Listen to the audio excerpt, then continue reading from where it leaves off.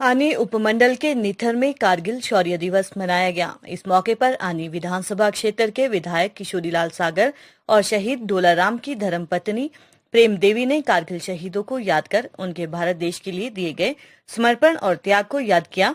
उन्होंने कहा कि वीर सपूतों की वजह से हमारा देश और सीमाएं सुरक्षित है।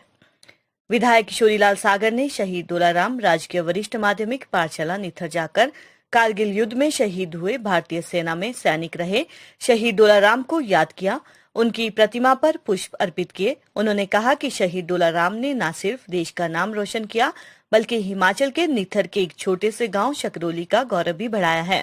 साथ ही उनके त्याग और बलिदान को याद किया गया। हिमाचल प्रदेश के विश्वसनीय ज्वेलर भूषण ज्वेलर्स सोलन।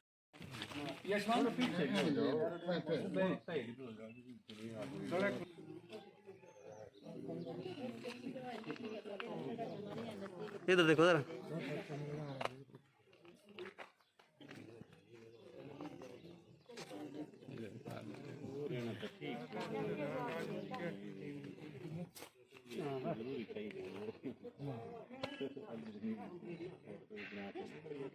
आराम से करो।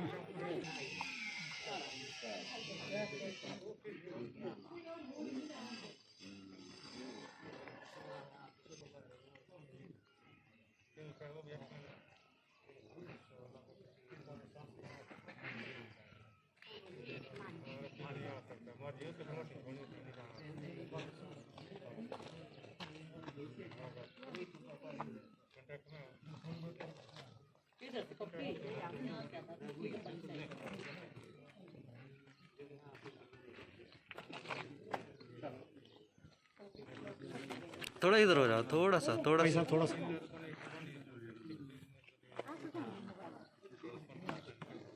देखो तो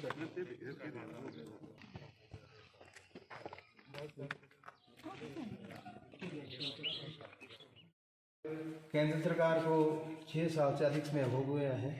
जिस ढंग से देश के प्रधानमंत्री जी ने हमारे को भी इतना ज़्यादा नॉलेज नहीं था कि जैसे हम ठीक है सिपाही है काम कर रहे हैं, लेकिन असली जो जिस ढंग से मोदी जी कहते थे कि आज यदि हम सुरक्षित हैं इन सेनाओं में जो हमारे इस वीर जवान जो तैनात हैं उनकी वजह से हम सुरक्षित हैं, आज देश की रक्षा की बात हो तो सबसे ज़्यादा हमारे वीर सैनिक वहाँ पर लड़ाई करते हैं।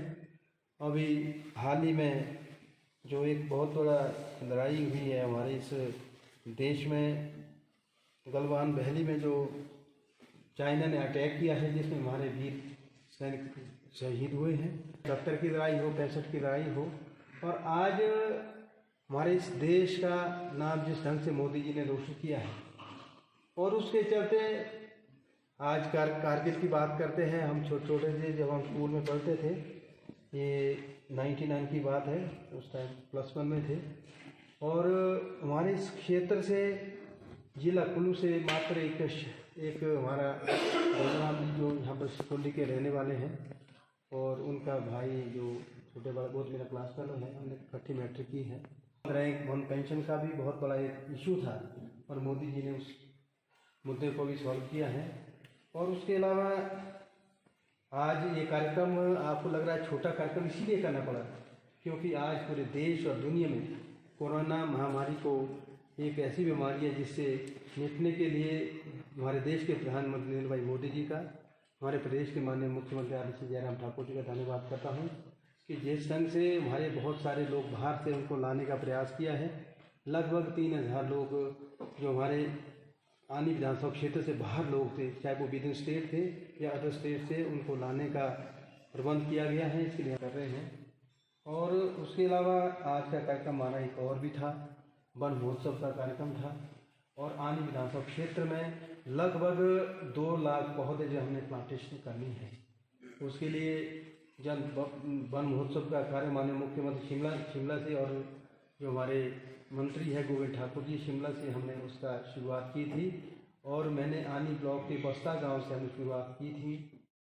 तो डेफिनेट भले ही हम ना मिले लेकिन वी कैन रियलाइज, हम सोच सकते हैं कितना टफ था उन वैली में और किस प्रकार से उन्होंने बहादुरी से दुश्मन का मुकाबला किया, किस प्रकार से उन्होंने दुश्मन को परास्त किया।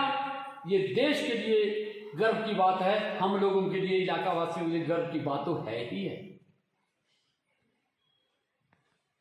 तो ऐसे में उन्होंने इस इलाके का नाम रोशन नहीं, हिंदुस्तान का नाम रोशन किया है। ऐसे हमारे अन्य सैकड़ों सेनानी और भी हिंदुस्तान के हैं, जिन माताओं ने बच्चों को पैदा किया, जिन बहनों के वो स्वामी थे, जिन बच्चों को पिता थे, उन्होंने उनको जो है देश के लिए कुर्बान किया है। ये गर्व की बात है उन परिवारों के लिए, उस इलाके के लिए और समस्त हिंदुस्तान के लिए। और रिसेंटली अभी हॉल में आप लोगों ने सुना है, अभी गलवान वैली में, लद्दाख में हमारे चाइना के साथ एक फियरस कफल में 20 जवान जो है शहीद हुए। 15 जुलाई की रात को 2 बजे जब हिंदुस्तान सो रहा था तो हमारे देश के जवान जाग रहे थे। वहां पे चाइना ने जो इंसीडियस एक्शन किया, बहुत ही एक ट्रिचरस एक्शन किया, बहुत ही एक धोखेबाज एक्शन किया, और धोखेबाजी से हमारे जवानों के साथ उन्होंने एक स्कफल किया। हमारे जवानों ने बहुत बिफिटिंग रिप्लाई दिया, बहुत ही जबरदस्त रिप्लाई दिया, जिसके एवज में हमारे हिंदुस्तान के जवानों ने लगभग 45 से 50 जवान उनके जवान मारे, और हमारे 20 जवान शहीद हो गए और 76 जवान हमारे घायल हो गए।